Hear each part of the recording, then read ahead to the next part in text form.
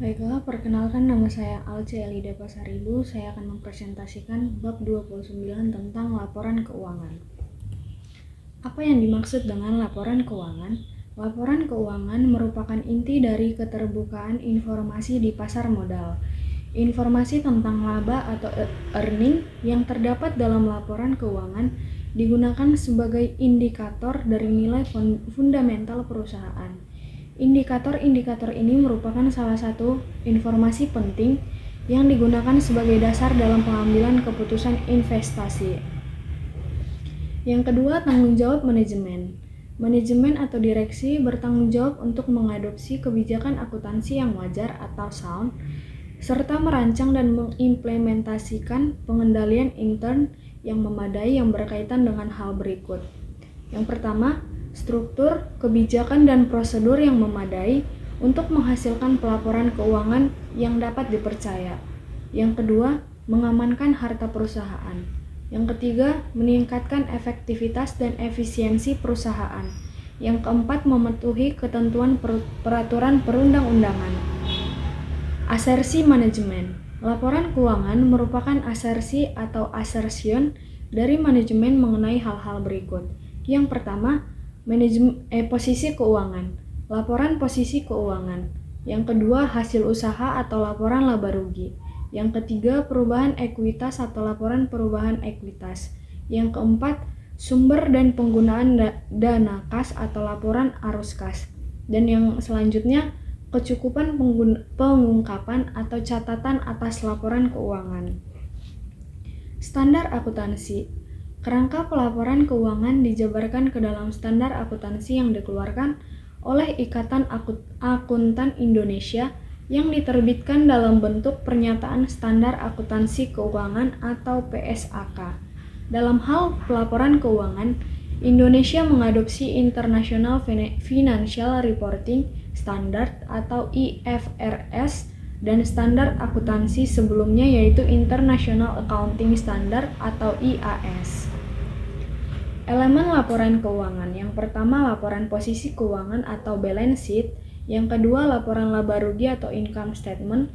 Dan yang ketiga, laporan arus kas atau statement of cash flow. Pengungkapan. Menurut International Financial Reporting Standard atau IFRS, laporan keuangan harus memuat pengungkapan yang cukup agar penggunaan laporan dapat mengetahui pengaruh transaksi dan kejadian material terhadap kegiatan perusahaan. Selain itu, laporan keuangan juga harus mengungkapkan sifat atau nature dan luasnya extent risiko yang dihadapi entitas karena instrumen keuangan atau financial instrument yang dimiliki atau terutang dan bagaimana entitas mengelola risiko tersebut. Pengakuan atau recognition terhadap elemen laporan keuangan menurut IASB Framework 2001 didasarkan atas kriteria tersebut. Yang pertama, probabilitas bahwa setiap manfaat ekonomi pada masa mendatang yang terkait dengan suatu transaksi, kejadian atau peristiwa, atau aset, liabilitas, pendapatan, dan beban akan mengalir dari entitas. Yang kedua, transaksi. Kejadian atau peristiwa yang bersangkutan mempunyai biaya atau cost, atau nilai atau value yang dapat diukur secara andal atau reliably. Pengukuran. Setiap elemen dari laporan keuangan harus diukur dalam nilai uang atau monetary amount saat diakui dan laporan posisi keuangan dan laporan laba rugi. IASB memberikan berbagai dasar yang berbeda untuk proses pengukuran atau measurement tersebut. Dasar ini dapat diterapkan pada berbagai tingkatan dan kombinasi. Dasar yang dapat digunakan menurut IASB Framework adalah biaya historis atau historical cost, biaya pengganti atau current cost, nilai realisasi atau realizable value, dan nilai sekarang atau present value. Akuntansi nilai wajar.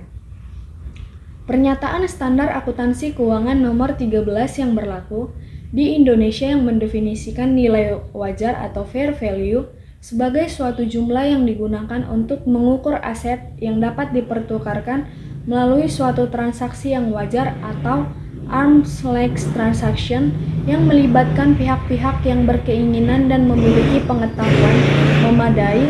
Pernyataan Standar Akuntansi Keuangan Nomor 13 yang berlaku di Indonesia. Selanjutnya, analisis laporan keuangan. Yang pertama, analisis horizontal atau horizontal analisis. Yang kedua, analisis vertikal atau vertikal analisis. Yang ketiga, analisis ukuran sama atau common size analysis. Dan yang keempat, analisis nisbah atau rasio analisis. Pengendalian internal pelaporan keuangan.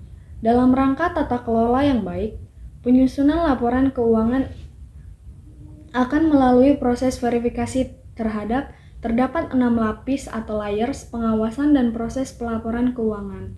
Yang pertama, sertifikasi oleh manajemen. Yang kedua, pengawasan melalui tata kelola perusahaan. Yang ketiga, sistem saling periksa atau check and balance melalui pengendalian internal. Yang keempat, audit oleh akuntan publik. Yang kelima, penelitian dan pemeriksaan oleh pihak otoritas. Yang keenam, penelitian oleh penggunaan laporan keuangan. Sekian presentasi dari saya. Jika ada tutur kata yang tidak baik, mohon dimaafkan. Sekian dan terima kasih.